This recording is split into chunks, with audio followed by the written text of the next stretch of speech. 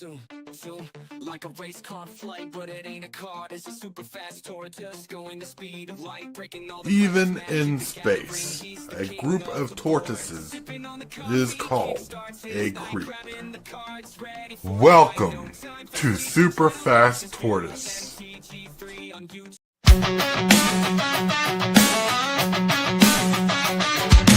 Start the morning with coffee in your cup. Time to hang out with friends and chat it up. Bring a smile and good luck. Hit that like button and let's chat it up. Good times start with us, you and me. Good morning, welcome to the morning coffee show. Let's talk from in the shell and share good vibes and good times. Friends and trends that bend the senses. Let's get up, it's senseless.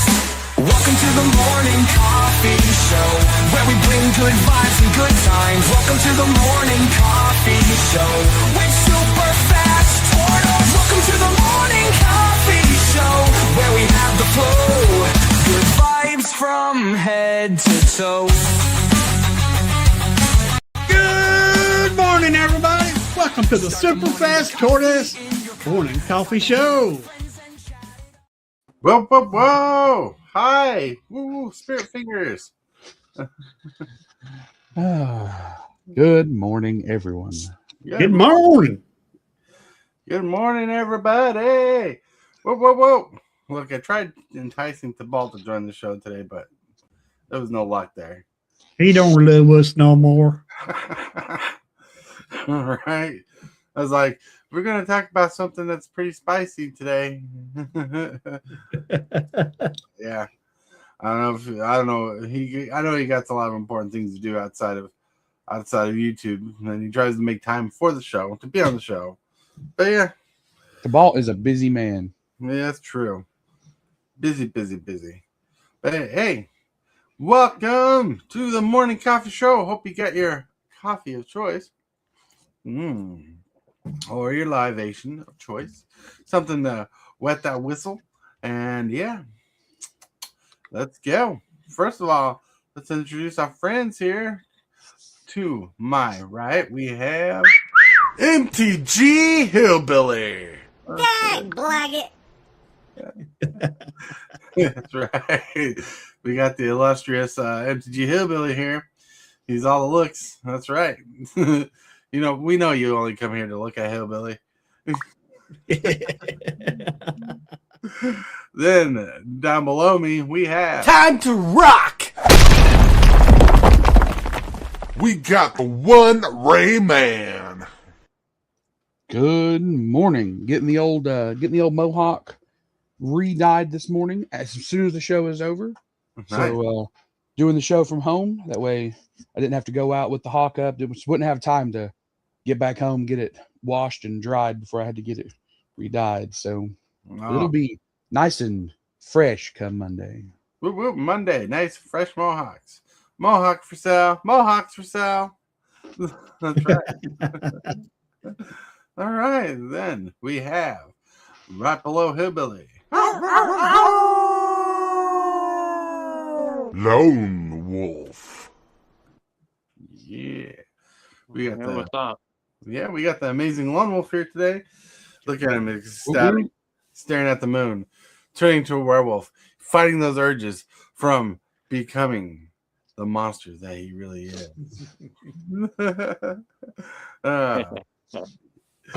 And by monster, I mean, if you read his little title description, he's the land destroyer. Yup.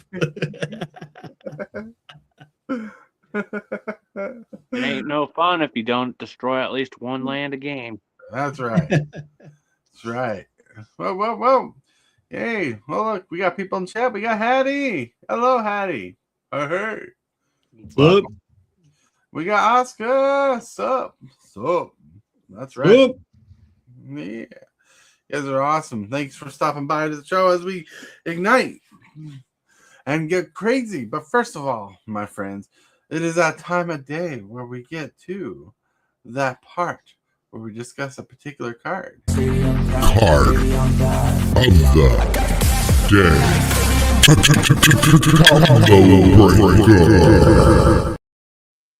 day.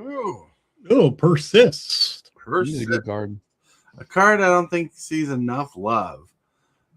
Persist costs a generic and a black. It's a sorcery. You return target non-legendary creature card from your graveyard to the battlefield with a -1/-1 counter on it. It's a really good card. Like I don't know why it doesn't touch legendary creatures. Why that's part of the thing, because Persist really didn't care about that. But at the same time, this card is nuts. And yeah, this card was made way after the Mechanic Persist when it came out. Because usually when they make a set, they usually try to make a card named after the set in the set. And Persist, they made it so Persist finally had a card for a Mechanic that was originally in an Innistrad block, I believe. I'm looking to see when it came out. Yeah, I think it was the original in Innistrad. The first printing of this card is Modern Horizons. Which one is this? No, I'm talking about the Mechanic Persist. Yeah, I don't know about the Mechanic Persist. But this card was first printed in Modern Horizons. Yeah. And Hillbilly is trying to talk like a squirrel.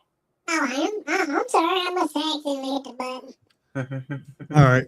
This card was actually pretty expensive when it first came out because I was playing Modern at this time, and I remember this being, I mean, like not super expensive, but these were like $5 a piece, and I needed a playset of them for this Reanimator deck I wanted to build. Well, and I was thinking about it, looking at the picture and everything. I think this is from the Persist came from the original Lauren block, not Innistrad block, Lauren block. Because if you realize, the image is showing a Kithkin raising. Yep. Mm-hmm. But I don't know why this doesn't target legendary. I don't think it'd be broken if it did target legendary. Yeah, I don't know. But interesting enough, Persist, the Mechanic coming from the original Lauren block, is when we first got the first Planeswalkers ever in Magic together. The work and art version of this card. So for those who don't know, when they design Magic cards, a lot of times what they'll do is they'll give like just an idea of what the artwork should look like. And for Persist, it says show a Kithkin emerging from under the ground where he was buried. Nice. That is the actual, and then there's like a rough sketch for the first, like the first design of it. Well, they also have those. I think this came from a set where they did the sketch cards. Yeah, it did. Modern Horizons. Yeah. Yeah, that was a pretty cool thing they did. That was fun. All right, with that, we're gonna move on to the picture of the day. Whoa. It's more about Ray. When you see yourself on the news, well, that's supposed to be on the news, not on news, for something embarrassing. Have I been in the news? That's funny. I was having fun. I was trying to get like a shocked expression on the turtle face, and it just wouldn't. He's pretty shocked. He's like, what? He's pretty shocked. Yep. Right. Well, this is a reminder for you guys out there in the world. Try not to get on the news. Usually it's a bad thing. 15 minutes of fame. I haven't been on the news in a long time. Long time. I have never been on the news. But you are newsworthy. I led a protest at the college I went to, so I was on the news one time, but it was nice. Several years ago now, almost 20 to be exact. It's been that long, huh? It's been that long. That's right. It's been about that long since I got out of Job Corps. All right. With that, my friends, that's a picture of the day. But we got to get to the third part of this segment, which is presented by Discord. We have the question of the day. All right.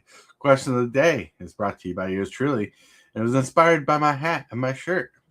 Yeah. Boom. Let's go. Super Fast Tortoise here with the question of the day.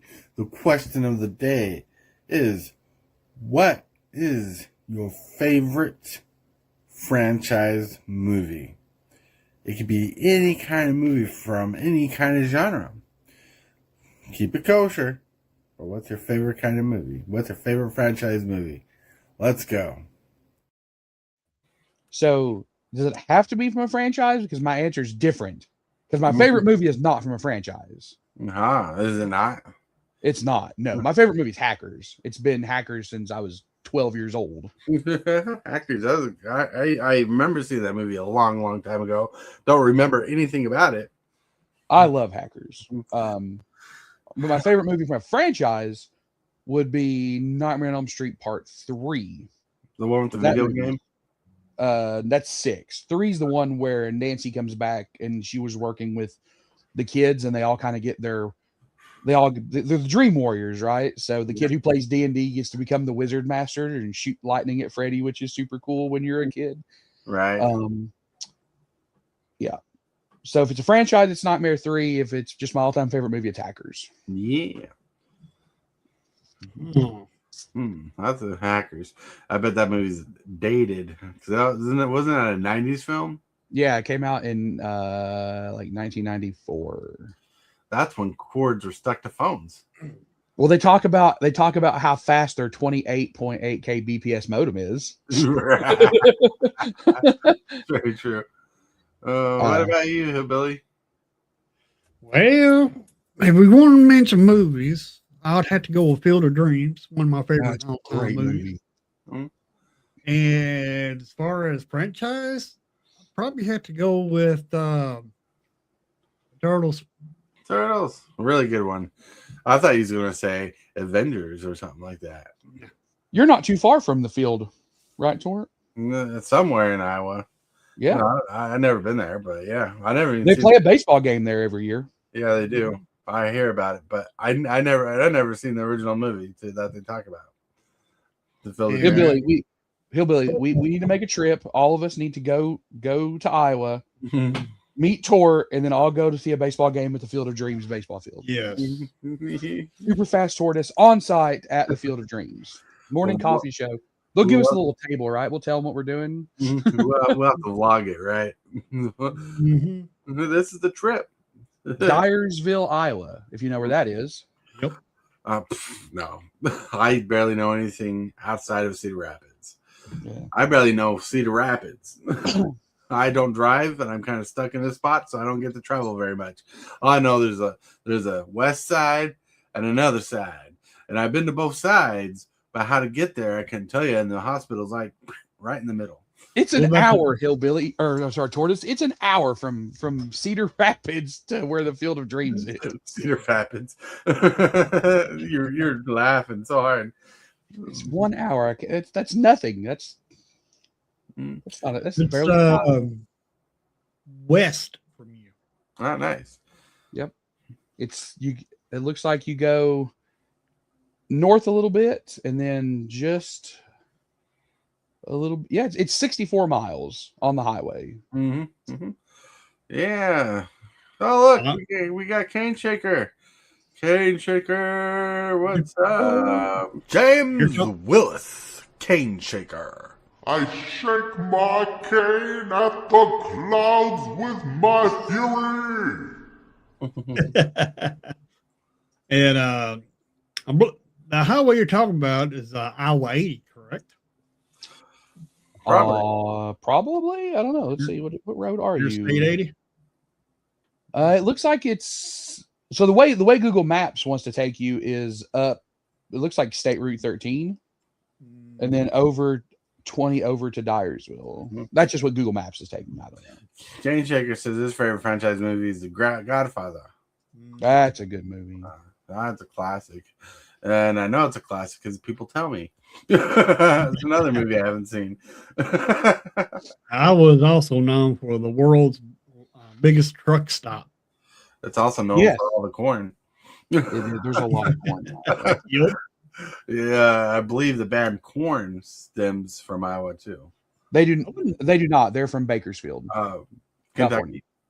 Oh, okay. Yeah, the band Korn is from Bakersfild, California. And the only reason I know that is because I used to, when they were first starting out, getting really popular, a girl that I knew sent me one of their demo tapes because they're from her hometown. Oh, nice. So she got to, her older brother would get to go to like all the clubs they were playing. All right. Lone Wolf. What's up? What is your favorite franchise movie? If you want to throw in your favorite non-franchise movie. I definitely will, but it's gonna show the non-franchise movie might show my age a little bit, but the non-franchise movie would be The Waterboy. Anything by Adam Sandler, I love his movies. His '90s movies were just top notch for us kids. Like Grown-ups. I could also throw Grown Ups in there, but I have yet to see Happy Gilmore, and I want to so bad. Both happy. The new one is actually pretty good. I was concerned, but the new one held up. I was happy with it. Now, I'll go ahead. I'm sorry. And as far as I don't know if this is a franchise movie because I really don't know really the definition of franchise, but the Twilight series. Oh, yeah, Well, it is kind of franchise because the series is a franchise that kept on going. And it's probably still going today. And when they make a movie, it's still part of the franchise, so it works. Yeah, Grown-ups 2 was not good. No, it was boring. Hattie says I would have to say my favorite franchise movie would be Doctor Who's 50th anniversary. Nice. Oh yeah, that's good too. But that mainly because I don't watch many movies. That makes sense. And Kane Shaker says Gatorade is better. I don't watch anywhere near as many movies as I used to. I just do not have time. Right. I don't watch I don't watch as much movies as I used to as I wish I could. I mean, we watch a lot of YouTube. I don't even know the last movie I went and saw. I think sorry, go ahead, Hillbilly. The other day, I got to watch my movie, Field of Dreams. Nice. Awesome. On YouTube. So I think it's prevalent what one of my favorite movies franchises are. I mean, I'm kind of take a pick. Like Turtles, Transformers, JP. I mean, right. Well, if I had to list them in order, like what series I like the most, Jurassic Park would have to be number one because it's never like other than one movie that never made any movie that was terribly, terribly bad except Jurassic Park 3. I like 3. Hey, you can like 3 all you want. No one's gonna yak your yum. Then the second place would be Transformers. Oh no, not Transformers. The Teenage Mutant Ninja Turtles, because I like all their original movies, and I think their remakes are okay, and the cartoon movies are good. Then the third one would be Transformers because I like the original movie. I like the series, right? The original movie.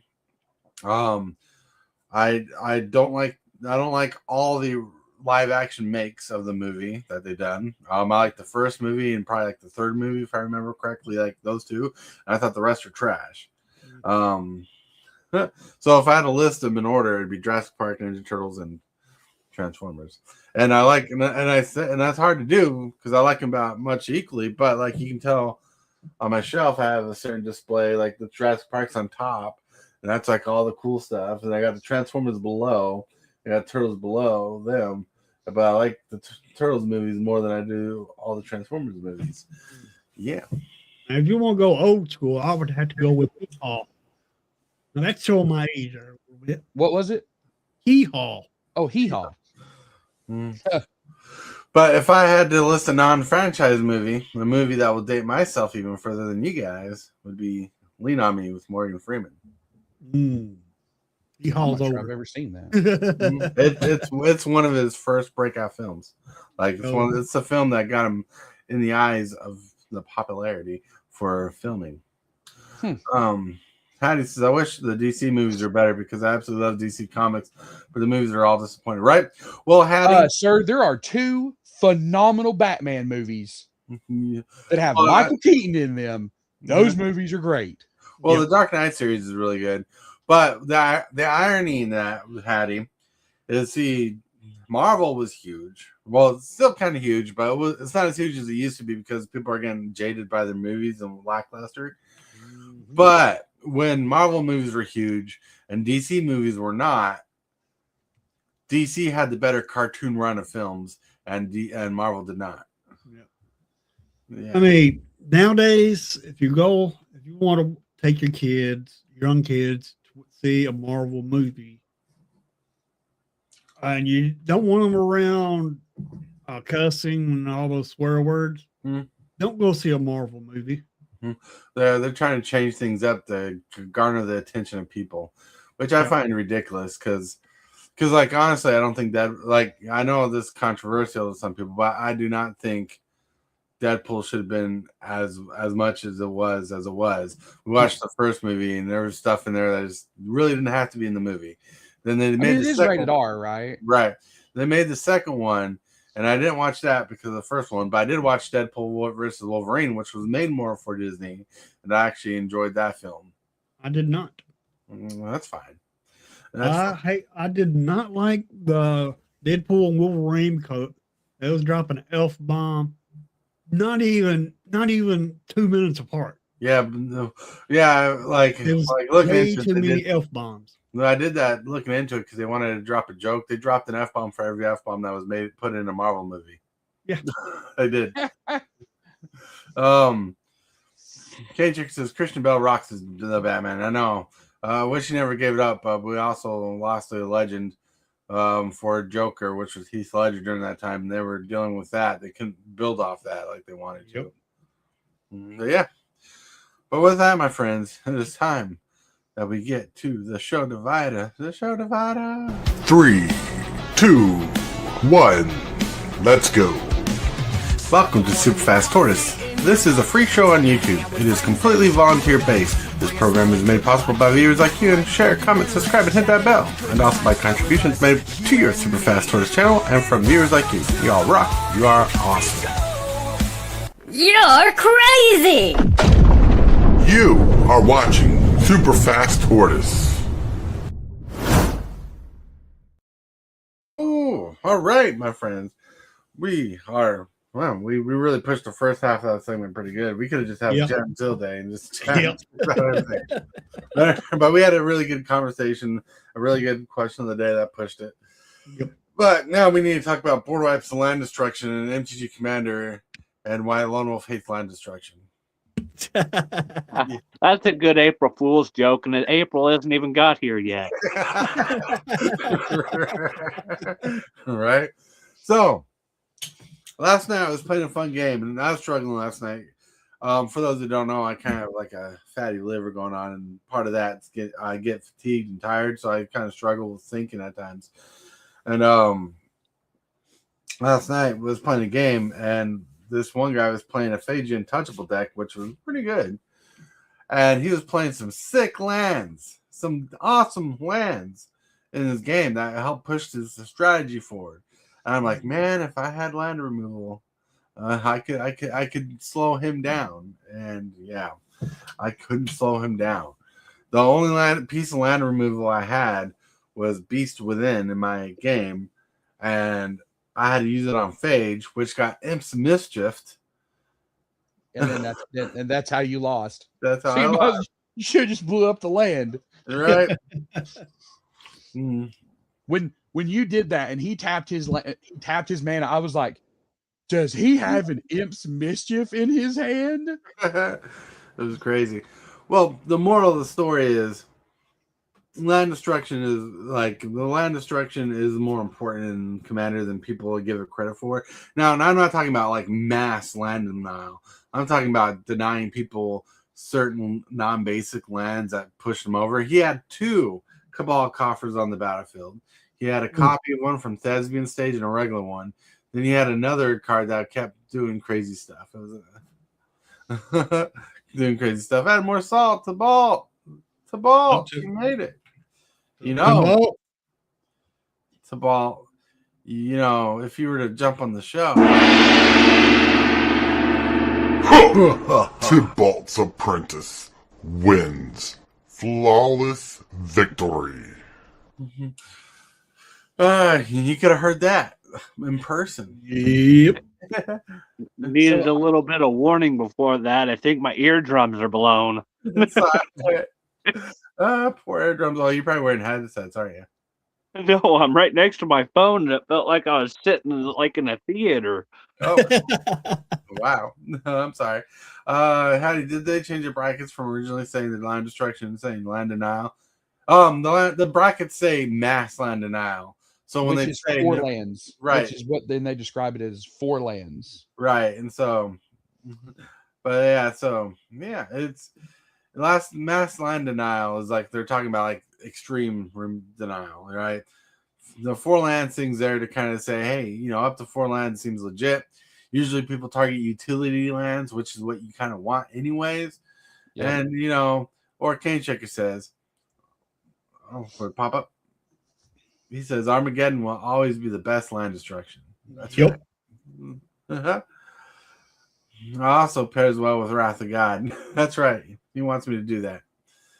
He sent me an Armageddon, says, I want you to board wipe someone and destroy all everybody's lands one game. How to take it out of the deck. Wow. Oh, that's crazy. Like I put in a deck and had to take it out after I board wiped someone. if somebody blows up everybody's lands and cannot win within a couple turns, that's such a D move, man. That game is just gonna take forever. That's my problem with mass land destruction. It's just, God, this game is just gonna keep going. It's gonna That's right, because they're gonna be rolling. What? That's gonna be rolling. What? Well, no, after mass land destruction, nobody's rolling anything. You're just sitting there going, Well, we're wanting to try to have the record for the longest game, so let's do it. That's right. I mean, well, there was a CEDH game like 3 months ago that was the finals of a tournament that lasted 12 hours. No, I'll pass. 12 hours. I don't care how much money's on the line.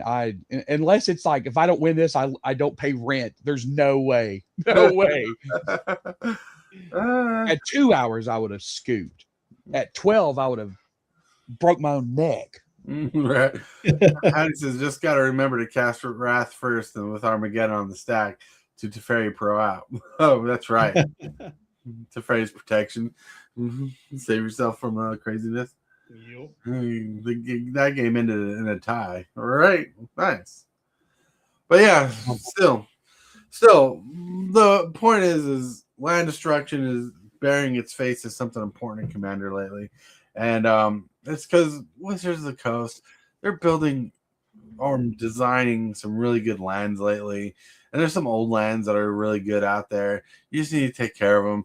Plus, with the rise of Hearthrall decks and decks like it, people are getting very land heavy. Like, they're getting the power out of free spells, basically. Mm-hmm. I mean, lands are not spells, but they're free. You get to play it once per turn. You know? Blowing up lands in a Hearthhold deck is a waste of resources because they're going to get that thing back. Oh, right? Yeah. That's kind of like I said, I run either like a Demolition Fields or a Ghost Quarter or something in almost all of my decks. But the lands that like I really feel like I need to hit the most, things like Field of the Dead or Glacial Chasm, I'm like, well, okay, I'm going to get one turn of this person not having this card. Because if I blow up Hearthhold's Glacial Chasm, if we do not kill that player before their turn comes back around, they're just going to play the stupid thing back out of their graveyard. Right. Well, the Glacial Chasm, you want to destroy it on your turn when you're going to attack that particular player. I learned. Yeah, that's what I'm saying. Like, we have to kill them before their turn comes back around. Right. Or they're just going to get it back. Oh, yeah. Yeah, but still, land destruction is still important in that aspect, you know. And no, I'm talking about the rise of our Hearthrow decks coming up thing is people are paying more attention to lands. Hearthrow likes to reanimate lands. Hey, Coach's Magic. Hey, super fast people. Coach's Magic. But it's not just Hearthrow, right? Like long before Hearthrow came out, you had Lands Matters decks that were running Crucible of the Worlds and stuff in them. Right. And that's the thing. Like you are this is basically the dredge cycle. For those who don't know, when dredge was introduced into Magic, it was very powerful. So then people started running lots of graveyard hate, right? To hate out the dredge decks. Right. And then the dredge decks died off. But as the dredge decks died off, people took less and less graveyard hate, more and more graveyard hate out of their decks, and then dredge came back. So this is kind of like that cycle. If people start running a lot of land removal in lower brackets, all you're going to see is this huge influx of people running things like Crucible of the Worlds, ways to play their lands back from their graveyard. And then you're like, oh. So it's definitely worth running a little bit to pop a problematic land here or there. But I think you end up in the dredge cycle of like Crucible of the World's prices spike because everybody's buying Crucibles of the World. Crucible World. Start buying their lands back from their graveyard. Mm-hmm. So good. Yeah. Well, and plus it's a good spell. It's colorless. That's why people like it so much. Yeah, you can use it in any deck. And if you're in green, well, blowing up their lands in green is just a fool's errand. There's so many ways to start getting it. Yeah. But land destruction is definitely a utility based thing. You want to use it to get rid of utility cards when best possible. It gets stronger outside of green. It gets stronger outside of its normal colors. Like I said, like last night, if I could have gotten rid of a Cabal Coffer or two, it would have been amazing. Yeah. But at the same time, the synergy of decks with lands nowadays are getting crazy. I mean, look at Earthbend. That's insane. I can't believe Hillbilly let them do that. Like he gave WotC the permission to let Earthbend be a mechanic. Yeah, that's because I want them. With that new Earthbend card, you Earthbend a can't think the name of it, but you Earthbend a land. Then you get to go fetch for a land, and it is mono green also. Right. Very good card. Earthband Ascension. Yep. Was that it? Yep. Couldn't remember the name. Right, Yeah, but Earthbend is designed because, trust me, as a professional F&M goer from back in the day, people would turn their lands into creatures, and I'd take the opportunity to play some LD with a non-LD card. LD being land destruction. It's like I'd be holding on to like a terror or something, and someone turn their land into a colorless creature, and I'd be like, destroy it. I like free LD, or not free LD. I like the opportunity to destroy any lands, and that would slow games down. It was crazy. Yeah, and Earthbend even gets it back from exile. So if you pass somebody's land, it's like, well, okay, it's just gonna come back. Right. The only thing I think they should have done if they did LD in airbending, the airbender set, is they should have you shuffle target land into someone's library. That would have been a way around Earthbend, or target creature. Shuffle target creature into its owner's library. And we don't want to forget about Strip Mine. No, we do not. We do not want to forget about it. I want one. It's arguably a really bad card these days. Yeah. For Commander, not for anything else. I'm speaking strictly at Commander. It's a bad card. Because you're both losing a land out of it, right? Like you're gonna pop somebody's like really powerful land, but then you're down a land too. Ooh. Whoa! What? A wild bug has You appeared. suckered me in. Oh, sorry, Billy. Hold on. Yeah. But yeah, I sent you the link, and I'm like, I know Tibalt's going to want to jump in on this conversation. Well, I wasn't going to or whatever, and I shouldn't be. I should be out there helping my wife, but like she's like, go get on the show if you're going to do it. So I went ahead and jumped on. Mm. So land destruction, my favorite. I still play off-colored lands at the beginning of the game because I'm afraid somebody's going to stone rain me. Right. Yeah. Well, we're talking about the importance of land destruction in Commander, and Rayman is talking about the how the implications of power creep have kind of changed the power creep of land destruction, because like in certain decks it's just kind of null and void, certain colors is kind of null and void, but at the same time there are certain times that a certain timed land destruction spell will help win the game or sway the game your way. Absolutely. You have to have some form of land destruction. And what is it? Not ghostly. I'm thinking Ghost Quarters. Which one? Ghost Quarters. Ghost Quarters. Yeah, that's what I'm thinking that you need to have in there or something. I've started playing. I don't have the list in front of me because I wasn't prepared. But yeah, I've started playing at least one or two land destruction in every deck. At least on Arena, just because you have to. And it's even more so, I think, in Commander because of, is it Shifting Woodlands? Mm-hmm. I think so. Yeah. So you've got to be able to take out, because that's been the arguably flaw in the system, is that land destruction, since they're stapling new abilities and powers on things, you've got so much. You've got to be able to deal with land. Field of the Deads and things like that. You have to be able to stop them. I am. Glacial chasms, that type of stuff. And, there is another school of thought out there that I'd be remiss of not bringing up. Places like Distraction Makers heavily, when they talk about like deck building theory, like we do, they look at it as a very different way. Where we talk about running a lot of interaction, Distraction Makers are on the opposite side, and they advocate for running no interaction. They advocate for running decks that are just pure gas. Right. And they're maybe, I don't know, but 3 months ago, back right around Christmas time, they actually put out a deck, a concept deck that is a bracket 3 deck that runs zero interaction. This deck runs nothing. It doesn't even run heroic intervention. Right. It's a teamer deck that runs no interaction. So I looked at this list and I said, hey, I have all of this stuff. Right. Like I have every card in this deck, including Candelabra that was beat to, I had to double sleeve it because that card was so beat up from 20 years of playing on concrete back in the day. That deck not only never dropped a game, it never came close. That deck was absurd. And it was just because it didn't matter how much interactions my opponents ran. Right. Every card I drew was gas.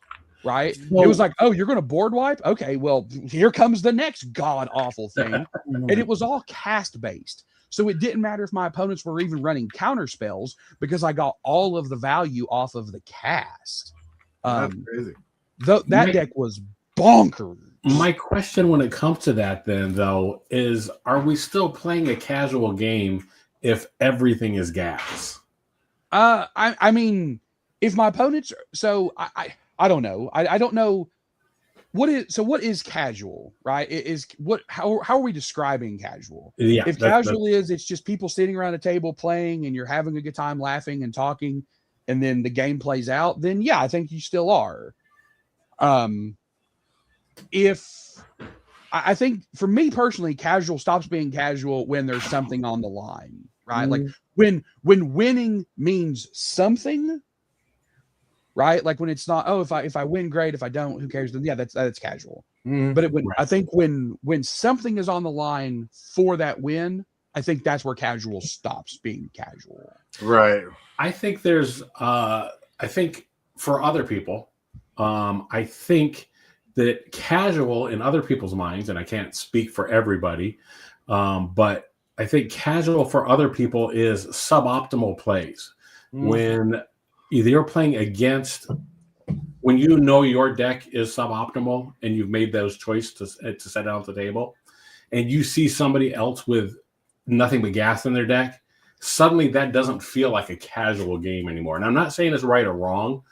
And this is where Rule Zero comes in. This is where people's expectations come in. So to me, I would say that would feel like a more competitive deck, even if it's in a casual setting, because and all I'm doing is commenting on. I'm not saying sure, absolutely, it's right absolutely. Or wrong or whatever. But it's something else that I wanted to interject yesterday, or actually was who it was. I don't know. Anyhow, there was a point there where somebody was talking, and I thought about the fact that it's like everybody has a different opinion about what things are within Commander. And everybody assumes that everybody else shares that opinion. And I think that's a mistake that we make without talking about. And it can be awkward and maybe uncomfortable-ish, depending on how the person feels, But it can be uncomfortable to talk about these things. But I absolutely feel that we need to talk about them more because we all kind of assume, like, if I know these rules or whatever, the other person knows the rules. Right. And that may not be the case. And it may lead to feel-bads after the game or in a different setting. You know what I mean? If you haven't talked about these things beforehand. Kid Thicket says, I might offer casual is always dependent on the group you're playing with, which I agree with on that aspect because, like, when trying to pull in spell table games or convoke games, you know, you guys know what I'm doing. I'm specifying the genre of the game by making sure people know the rule set that I'm looking for when describing casual games or what kind of bracket game. You know? And I'll also point out that as much as I think that spell table and things like Convoke are really cool, I think it's much harder to have a casual game of Commander over them. Yeah. And here's my reasoning. When like if I'm playing a game with Hillbilly and Tibalt and Tort and we're over spell table, because of how you have to play the game, right? Because there's a microphone and there's a headset that you're wearing. You don't have the casual conversation happening in the game, right? That you do like if you're sitting at a table. You have to pay more attention because you're not sitting right there. I think that changes the dynamic of the game some. Like I find myself playing very differently when I play over spell table. Right.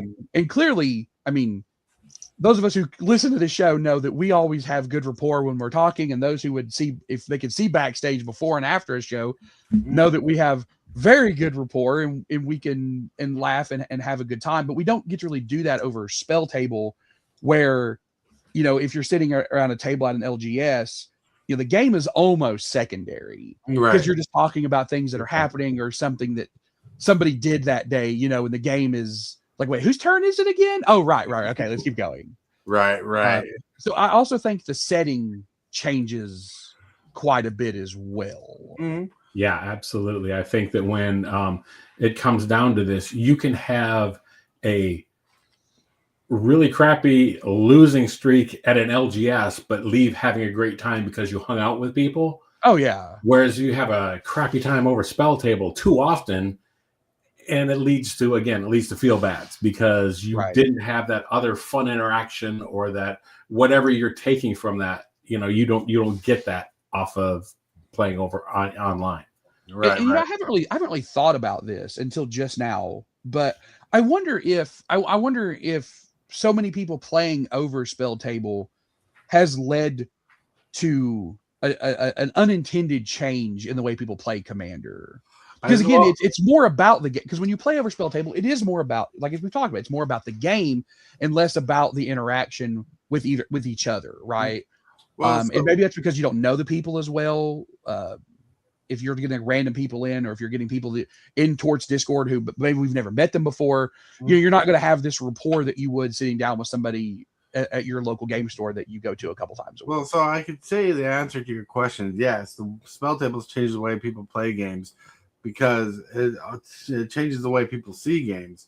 Because like Hillbilly and I used to randomly play spell table with randoms on spell table, right? And we ended up stopping that because we had some bad interactions. Yes. Oh boy. We had some bad interactions, like people cussing up a storm and going crazy, even though they knew it was a stream game. Like I had one person tell me, "Hey, bud, you're gonna want to stop your stream from what I'm about to say," and I just said all the things they shouldn't say. Oh my God!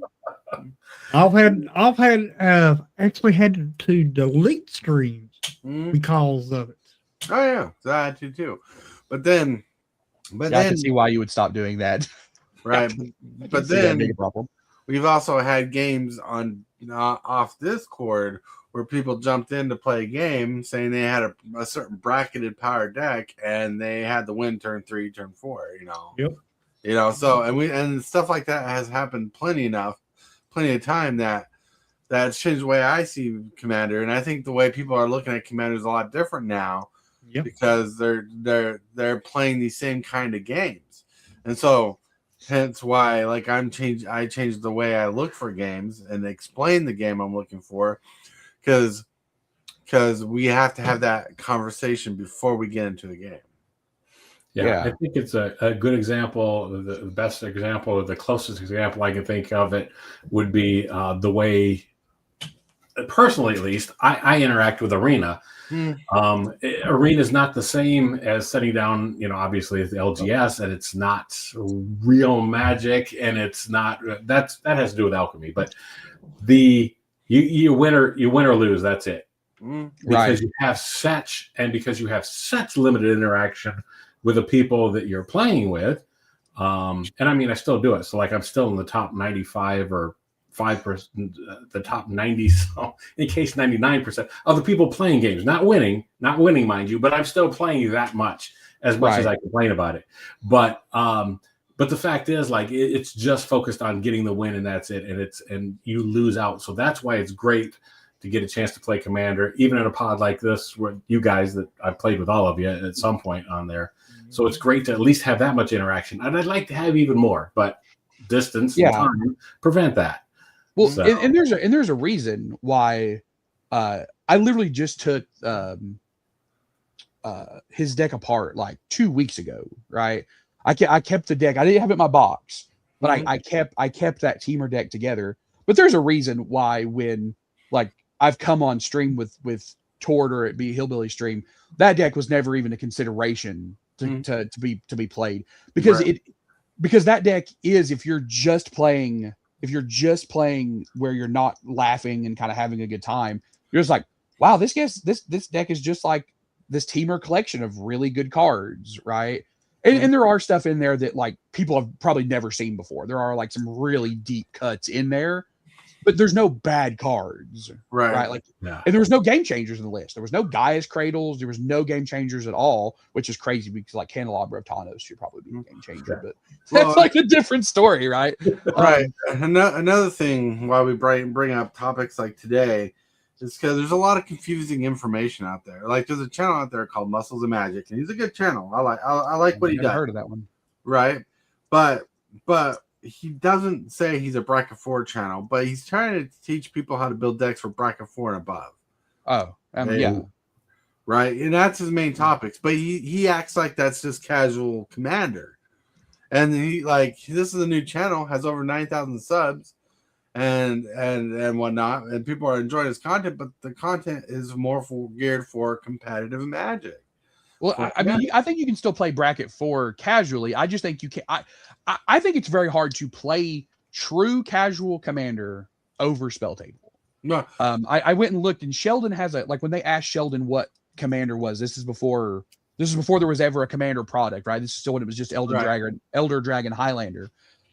He says that the format is about getting 4 people together and have a good time, and the game is secondary. Right.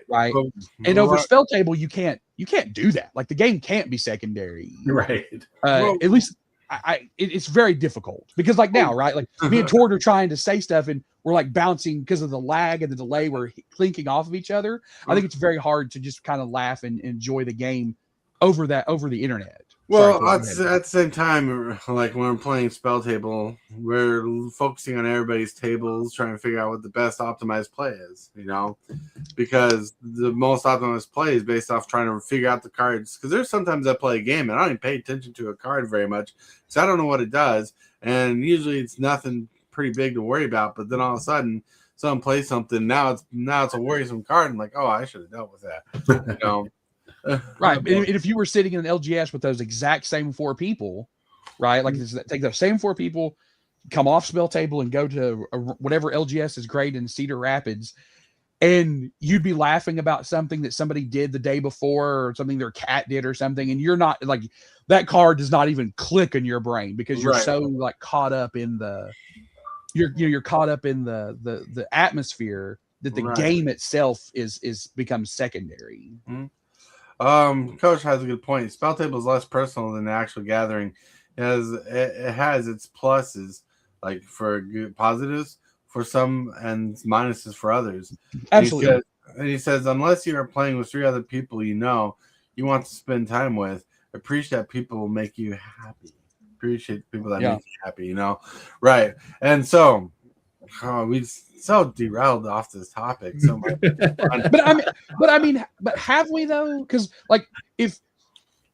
Because I think that running board wipes and land destruction and stuff is far more important in like Spell Table games than they are just like in regular Commander games. Right. So I think we're there. We might be a little off adjacent. We took a circuitous route. Yes. We're topic adjacent. We're topic adjacent. You know what I think? Get off my lawn, you punk kid! I've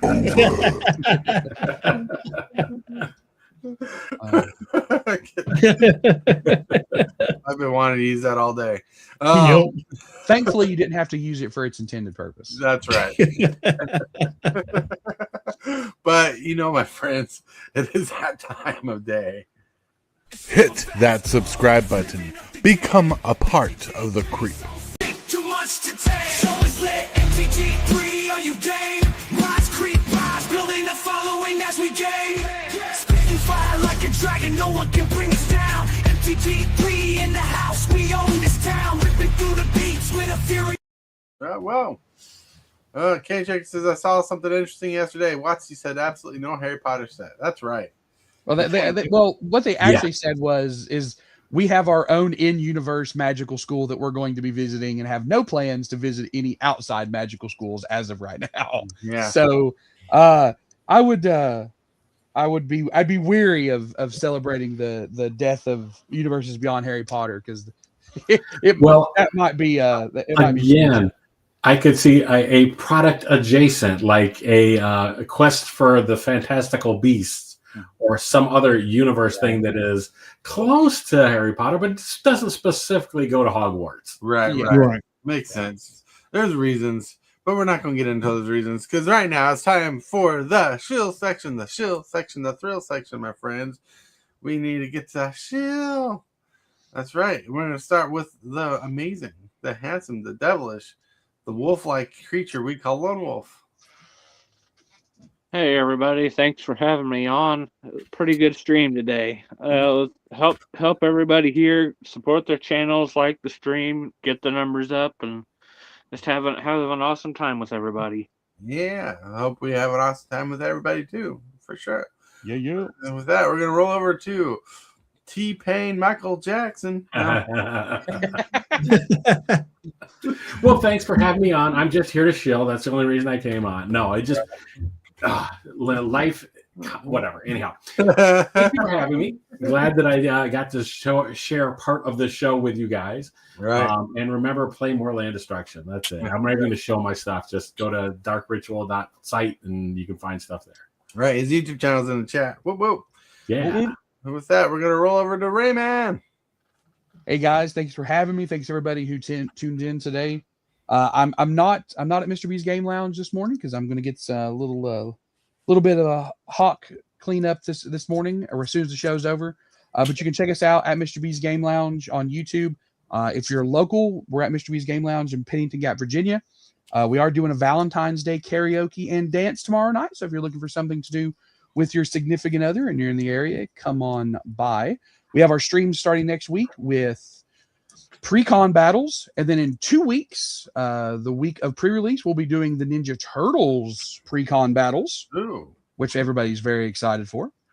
That's exciting. And got a lot of stuff going on. So check us out. And I guess for the stream, I'm on a 71-hour break. See you guys Monday. Whoa. Sounds awesome. Might be. What's up? We got HILLBILLY. Hey, everybody. First thing I'm going to talk about is this right here on February 25th. I will be able to play with the Teenage Mutant Ninja Turtles. Early access. And I think Rayman said 17th they're releasing the rest of the cards. Is that right? That is Rayman? correct. Yes, sir. Okay. The 17th is when they're going to do the stream to show the rest of the cards. The preview. Okay. Track. So on the 17th, we'll get the rest of the Teenage Mutant Ninja Turtle cards. And after that, if you want to theorycraft a deck and get a shout out during the early access on the 25th, you can theorycraft a deck and throw it into my Discord, and I will take that and I will give you and your channel. I'll give you a shout out. If you have a channel, I'll give it a shout out also. That's always open for everybody during the early access streams. Wow. I'm always doing this for Wizards, and I'm glad that they invited me to do this. Thank you, Wizards. But anyway, this is on the 25th. Now, this afternoon, I will be doing a 2 o'clock stream this afternoon. But I also want to touch up on Wednesday afternoons is reserved for the viewers, and what I mean by that is viewer battles. I'm doing viewer battles every Wednesday afternoon, and if you're in my Discord, Why in you your can- body? I don't know why my body. But either way, if you can, if you want to sign up for viewer battles, make sure you're in part of my Discord where you can sign up for the viewer battles every Wednesday afternoon. Mhm. That's all I got to chill for today.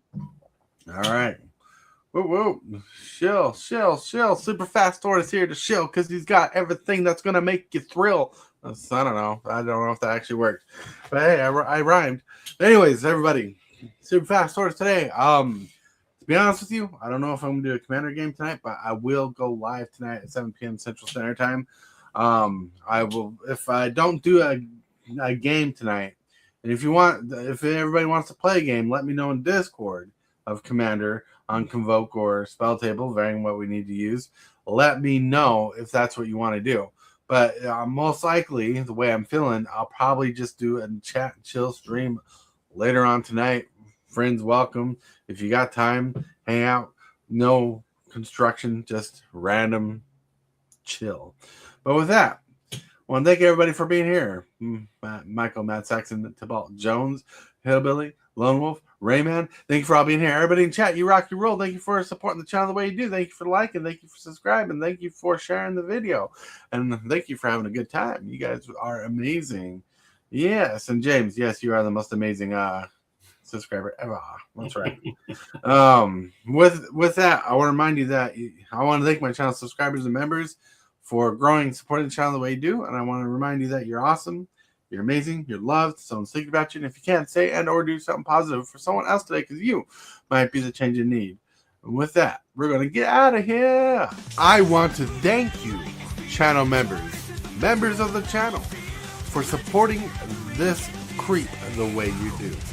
You are awesome. And you subscribers, everybody that subscribes, you're doing amazing too. Thank you very much for all that you do.